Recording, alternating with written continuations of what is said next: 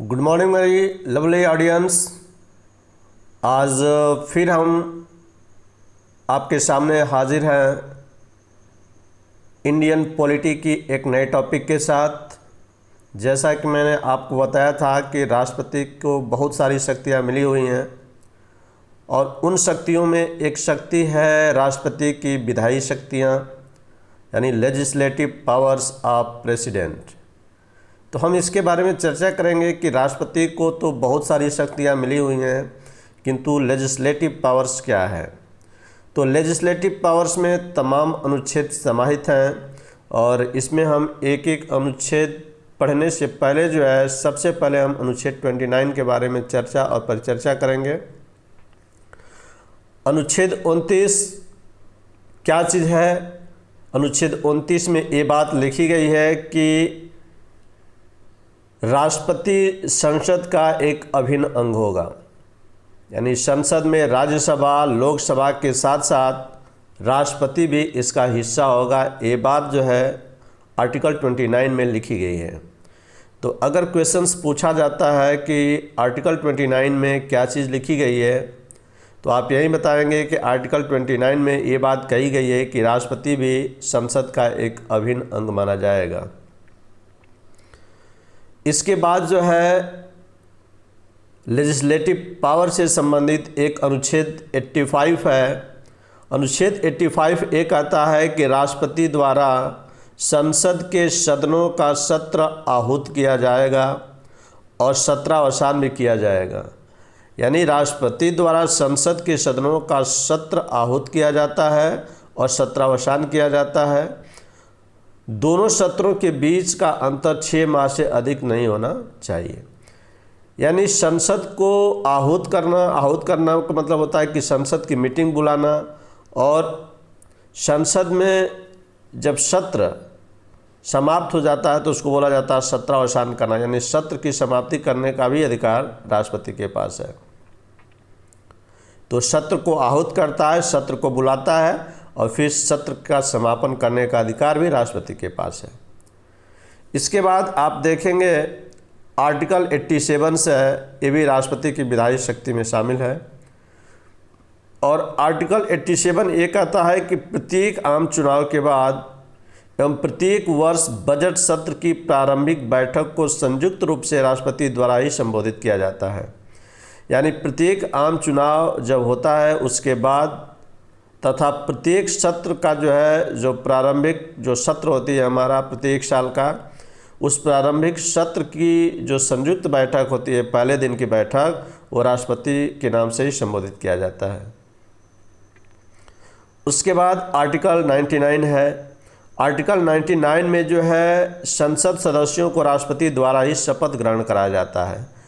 यानी आर्टिकल 99 में ये बात लिखी गई है कि जितने भी संसद सदस्य हैं उनको शपथ ग्रहण राष्ट्रपति कराएगा, या राष्ट्रपति अगर अनुपस्थित हो तो उसके द्वारा जो नामित व्यक्ति है या कोई जो प्रतिनिधि है वो शपथ दिलाएगा। तो ये बात 99 अनुच्छेद 99 में बात लिखी गई है। तो क्वेश्चन पूछा जाता है कि अनुच्छेद 99 में किस चीज़ का जिक्र है, तो आप बताएंगे कि अनुच्छेद 99 में ये बात लिखी गई है कि राष्ट्रपति संसद सदस्यों को शपथ ग्रहण दिलाएगा, और अगर वो नहीं है तो अपनी अनुपस्थिति में अपने प्रतिनिधि द्वारा किसी व्यक्ति से शपथ ग्रहण दिलाएगा। उसके बाद अनुच्छेद 108 है। अनुच्छेद 108 ये कहता है कि किसी विधेयक पर दोनों सदनों में गतिरोध की स्थिति में, यानी 2 सदन है और दोनों सदन में एक सदन कोई विधेयक पास करता है किंतु दूसरे सदन में जब जाता है और दूसरा सदन उस पर कोई भी निर्णय नहीं लेता है, तो ऐसी स्थिति में दोनों सदनों के बीच गतिरोध उत्पन्न हो जाता है, विवाद उत्पन्न हो जाता है। तो उस जो भी विधेयक पे गतिरोध उत्पन्न हुआ है, उसके हल हेतु, उसके निवारण हेतु राष्ट्रपति संयुक्त बैठक बुलाता है। यानी लोकसभा और राज्यसभा दोनों की संयुक्त बैठक बुलाता है और बुला करके उस विधेयक पर जो गतिरोध है उस गतिरोध को दूर करता है। तो ये 108 में बात कही गई है। आप देख रहे हैं जितने भी अनुच्छेद हैं, सारे के सारे अनुच्छेद लेजिस्लेटिव पावर यानी जो विधायी शक्ति है, जो संसदीय शक्तियाँ हैं या जो संसद में उसको पावर मिला हुआ है उससे संबंधित है। तो ये क्वेश्चन पूछा जाता है आपसे बहुत जो है बड़े पैमाने पे।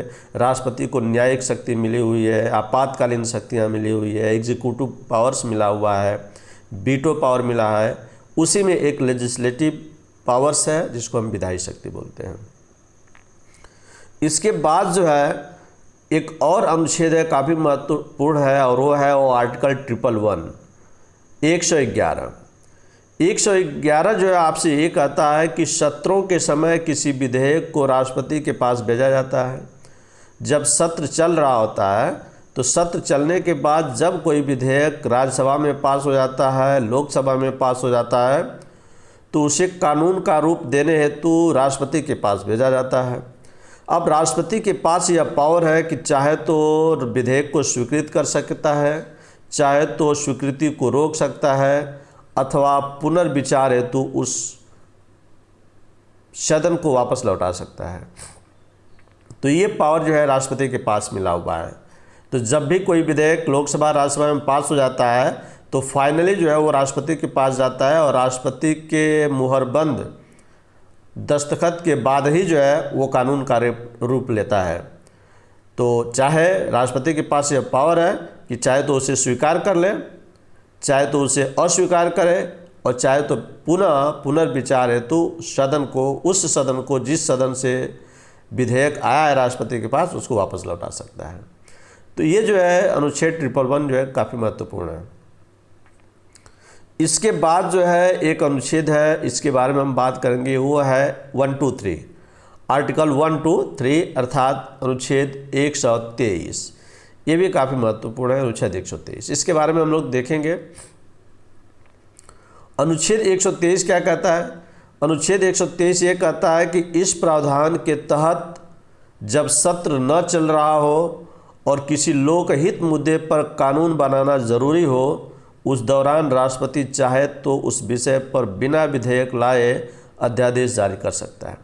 जैसे आप सभी को पता है कि कोई भी कानून बनाने से पहले, यानी किसी विषय को कानून का रूप देना है तो सबसे पहले उस विषय से संबंधित विधेयक लाया जाता है, और वो विधेयक तब आता है जब सत्र चल रहा हो, यानी तीनों सत्र, चाहे बजट सत्र हो, मानसून सत्र हो या मध्यकालीन सत्र हो, जब सत्र चलेगा उसी सत्र में विधेयक लाए जाते हैं, और उस विधेयक को दोनों सदनों में पास करा करके राष्ट्रपति के पास जो है विचारार्थ हेतु रखा जाता है, और जब राष्ट्रपति मुहर दस्तखत कर देता है, हस्ताक्षर कर देता है, तब वो कानून का रूप लेता है। लेकिन बाय द वे आपके पास जो है एक और मौका मिलता है जब सत्र न चल रहा हो, सत्र चल ही न रहा हो, और उस समय किसी लोकहित या देश हित में जो है कानून बनाने की बहुत ज़रूरत पड़ गई हो।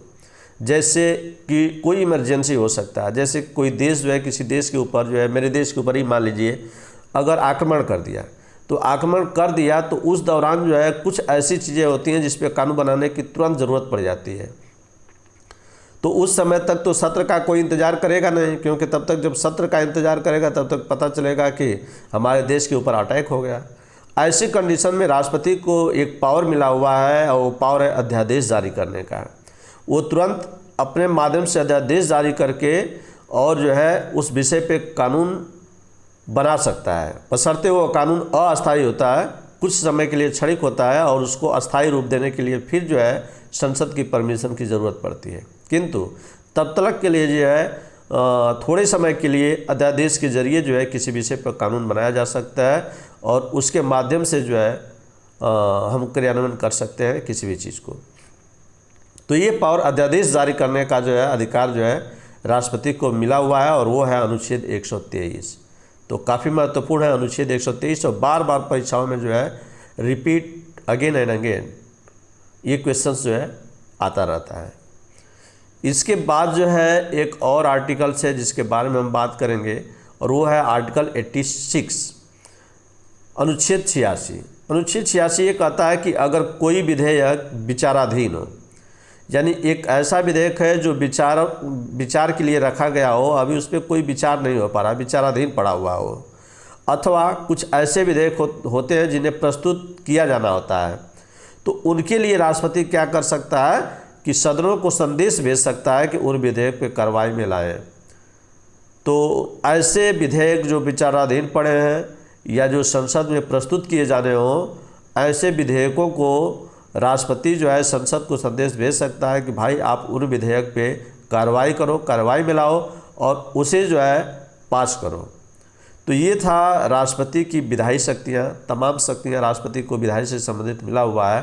तो ये आपको जानने की बहुत ज़रूरी है, समझने की ज़रूरत है कि आखिर राष्ट्रपति के पास विधायी शक्तियाँ कौन कौन सी मिली है। मैंने सबको जो है एक माले के रूप में जो है अनुच्छेद के छोटे छोटे जो है स्टोन्स के रूप में मैंने इसको पिरो करके बनाया है इस नोट्स को। इस वजह से आप सारे अनुच्छेदों को एक एक करके समझेंगे तो आपको राष्ट्रपति की पूरी शक्तियों के बारे में जो है पता चल जाएगा। तो ये मेरा टॉपिक्स था, जो टॉपिक्स ख़त्म हुआ। और एक बार फिर जो है जय हिंद, वंदे मातरम।